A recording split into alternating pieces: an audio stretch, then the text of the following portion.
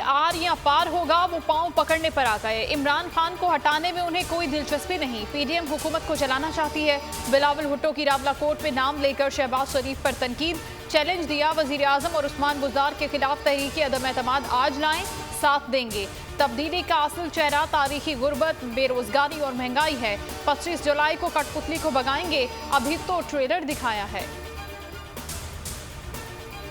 नवाज शरीफ का डोमिसाइल मेरे डोमिसाइल से बेहतर है। मियां साहब आना चाहते हैं तो आ जाएं, मशवरा नहीं दूंगा। आसिफ अली जरदारी की इस्लामाबाद हाई कोर्ट के बाहर मीडिया से गुफ्तगू। कहा, मुफाहमत होगी या मज़ाहमत, ये बिलावल से पूछें, कमांडर वो हैं।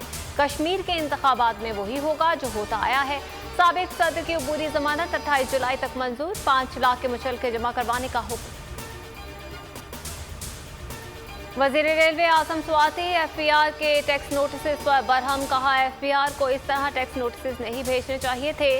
जो टैक्स देता है उसको इज्जत दी जाए। टैक्स चोर के लिए डी चौक होना चाहिए।